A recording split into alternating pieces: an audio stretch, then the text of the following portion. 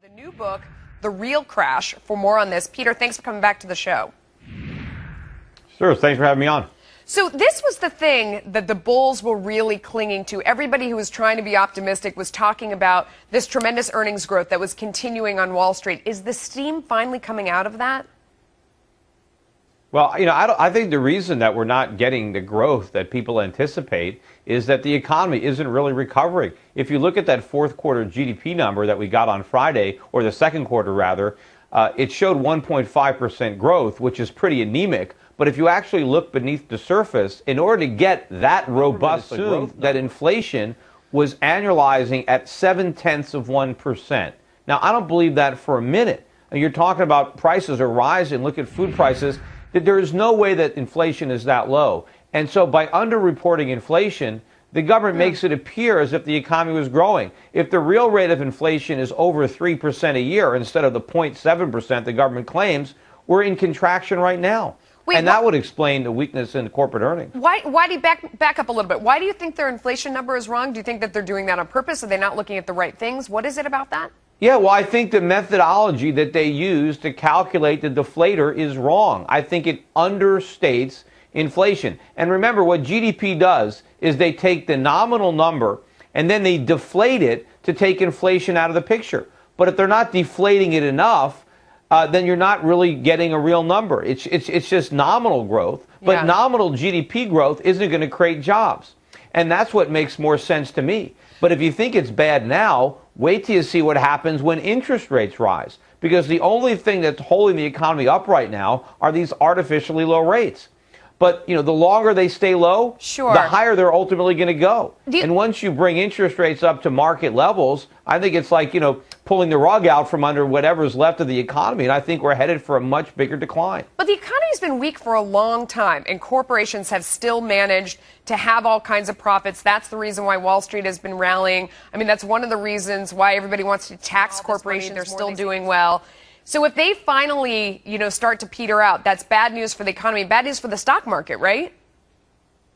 Yeah, well, the reason, though, that it's been bad for so long is because we haven't allowed the structural economic imbalances to be corrected. Instead of allowing the necessary short-term pain, we keep artificially stimulating the economy with cheap money, more credit, and we're just trying to perpetuate a bubble economy instead of allowing a genuine economy to be built. And so we're never going to have a real recovery. We're never going to create productive jobs until we understand the source of the problem, and that is too much government, too much regulation, too much money printing, interest rates being too low, but if the Fed, I agree with the first two of those. Hang on, Peter. I agree with the first two for sure. But do you want the Fed to step in? Not double down on them, but that's what Obama has done, and that's what Ben Bernanke has done when it comes to the failed policies of Alan Greenspan. Do you want the Fed to step in and tighten things up right now? Wouldn't that be worse? I mean, I agree with you. We don't want as much taxation and regulation without question. But if the Fed comes in and starts to tighten up, that's not going to be good for things right now.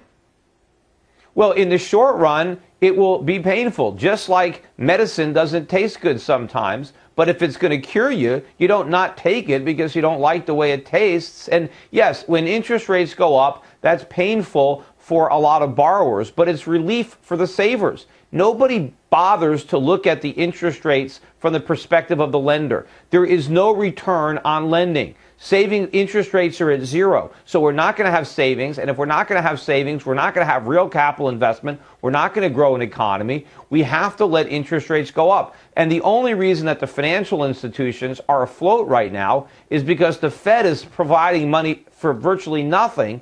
And so they can survive making loans, mortgages at 3.5%, 4%. But you know they're going to continue to do that. Nothing from the Fed. So but eventually, when the Fed is forced to raise rates to stop the dollar from imploding, all these financial institutions are insolvent. Okay. So we're creating a much bigger problem by numbing the pain so that we don't have to deal with it. But look what's happening in Europe. They're finally having Peter, to come I'm not sure that you can hear me. I think with these problems. We've got the same problems.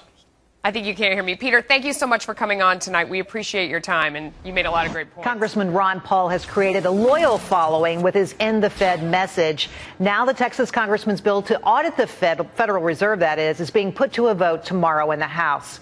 Earlier, in an exclusive interview, I asked the congressman why it's necessary to audit the Fed. Well, we have an obligation. They're very much involved in dealing with a lot of money. I think they're bigger and more important economically than the entire Congress, because they dealt with $15 trillion during the crisis a couple years ago, and they want to do it in secrecy. And we have an obligation in Congress under the Constitution that we're in charge of monetary policy, and we shouldn't just defer to a group of individuals who work in secrecy. Well, so, Congressman, if I could, you know, I have great respect for you because you have studied this for a long time. You've written about it extensively. You called for an end to the Fed. But in frankness, they don't operate in secrecy. They issue a weekly balance sheet. The Federal Reserve chairman has press conference after press conference. The members of the board speak to the press. They put out an annual financial statement that's audited by an outside group. What is it that you hope you would get from an audit that you don't have now? Well, about 5 years ago, we'd have known that they were involved with LIBOR interest rates being fixed. We'd know everything they do when they talk to other central banks, when they decide that they will have currency swaps, when they will bail out banks, and what they do. So we have a right to know this. And this bill did not interfere with monetary policy, and that was misconstrued in the debate. What it does is finds out what they do, why they pick and choose, who gets bailed out, why do some corporations get bailed out and others don't, why does the person who in the mortgage doesn't get help. They lost their job and they lost their houses. But some of these big guys that did the derivatives market, they got bailed out, and all that stuff was dumped on the taxpayer. And I want to know why they did this, and what were the circumstances, and what were the communications between these groups. Congressman, the Federal Reserve Chairman has said that what you really want is to understand and know the conversations that go on around monetary policy. And forgive me for this, but I think the last thing in the world anybody wants to see is Congress involved in monetary policy. You guys can't pass a budget. $15 trillion worth of debt, most at the hands of Congress. Why should we give you the financial reins here?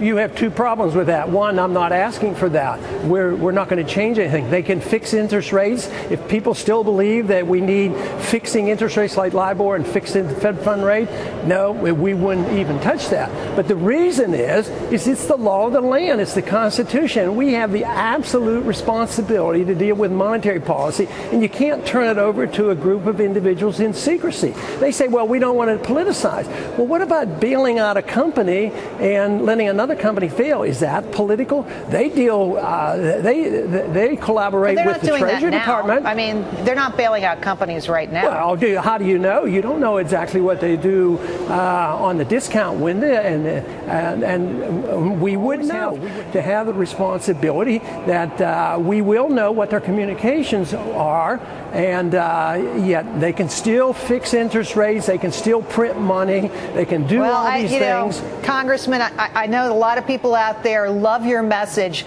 but they also feel like if you guys had the printing presses, those presses would never stop. They would go 24 hours a day.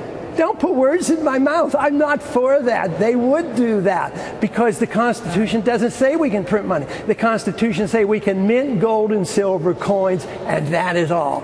We can't print money, and you're right. Congress would spend the money just as much as the Fed does. Even more. But the Congress would pass it out to maybe the mortgage holders and the farmers. They would be a little bit more populist. I'm not for that. Don't tell me I'm for that. I want to get to a couple other issues quickly, because the Republican National Convention coming up. My understanding is that they have helped you secure a place to speak. Tell me what you make of that. Are you happy with the role you're going to be playing here? Should you be doing more? Well, I don't know what I'm going to be doing yet. We know that we have this place, and they removed their restrictions. They had restrictions placed on it, and when they knew that we could use that and have a rally, they said that they would remove their hold on that piece of property. So, yes, I was pleased with that. And you haven't endorsed Mitt Romney yet, will you? Well, I'll wait and see what happens at the convention. Congressman, it's been a pleasure to talk to you. Thanks so much for the conversation, particularly today with your bill on the floor of the Congress. Are you predicting victory? No, it's going to be close because it's under suspension. We won't vote till tomorrow. We have to get 2/3 of the vote, and so it's not guaranteed. We will have to wait until after lunch tomorrow.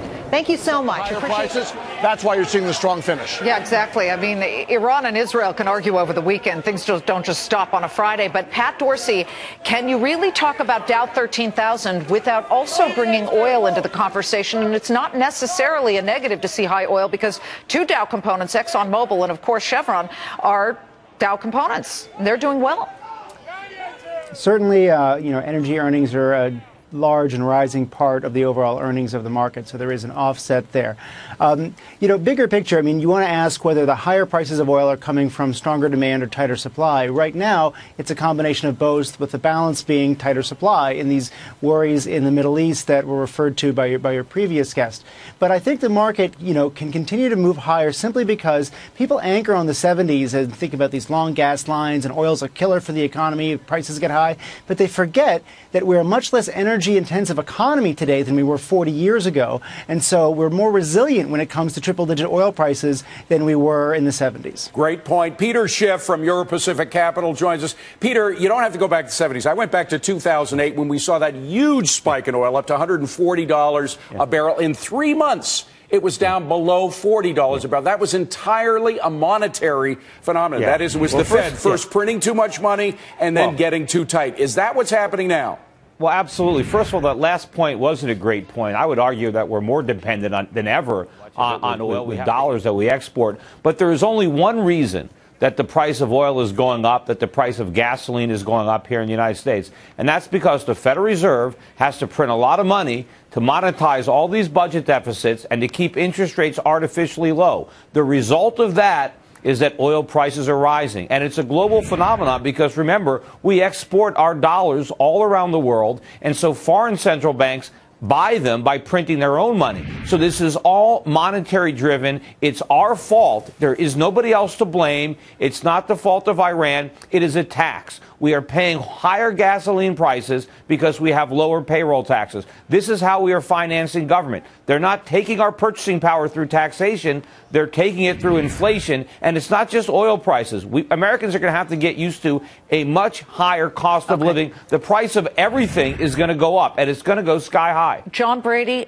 Peter is right on certainly an important point, and that is, if you look at fundamentals, let's give people some hard facts about oil and gasoline right now. Our inventories for gasoline are at multi-year highs. People are using less of it. If supply is up, the price should have come down. What are the traders saying in the pits?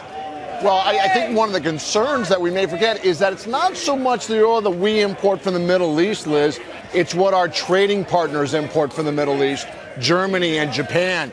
And if there's some type of shock to the global oil markets, it's global trade that's really going to suffer. I do agree with Peter's points as it regards monetary policy and the debasing of the dollar lending itself to this artificially high rate. And I think that probably will continue, as there were more murmurs in the pits this week about the Fed perhaps adding additional chapters to this whole idea of quantitative easing and Operation Twist. But keep in mind, too, it's our trading partners, Germany and Japan specifically, that really rely on that Middle Eastern oil. Right, Pat, I still think Pat made an excellent point about oil because we are less energy dependent. Yes, he did. But we're moving on, Peter. We're moving on to David. David, look at all the imports that we, ladies and gentlemen, we have a lot to cover here, and we want to give our investors out there the best opportunity to buy what's important.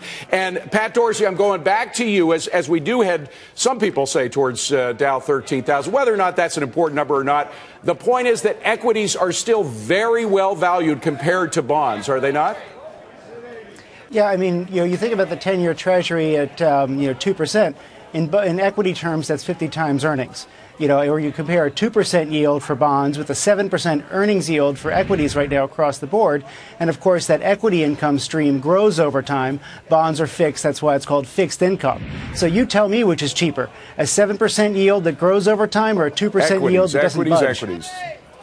Peter, I mean, you're certainly buying equities, just not necessarily U.S.-centric, right? Well, no. I mean, I'm buying the commodities. We own a lot of oil. We own a lot of oil stock. In terms of gold and silver, gasoline is actually getting cheaper right now. It's not getting more expensive, so that shows you it's inflation. But we're buying stocks all around the world. I particularly like to buy stocks in a lot of the Asian economies because that's where the consumers are going to be getting wealthier. They're the ones that are going to be buying all the stuff that Americans can no longer afford. So you want to own companies that are going to benefit from the growth abroad, not the ones that are going to suffer from the decline here at home. John, how much do the guys in the pits really think about the numbers? I mean, I know you're not a big fan. Nobody's a big fan of Dow because I think it's a smaller index. S&P is a large one, much more important. But how much do these numbers play into trades?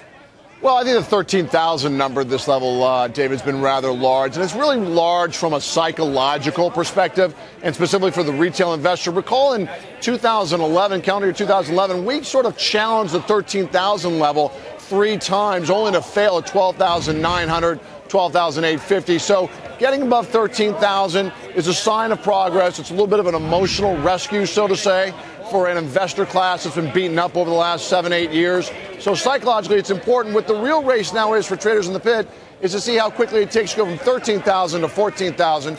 And with monetary policy as easy as it is, and with the relative value in equities as compared to fixed income, it may be sooner than you think. Mm-hmm. Well, it could be moot as well, gang, if Europe matters. And let's throw it out to you, the money guys. Does Europe matter? Pat?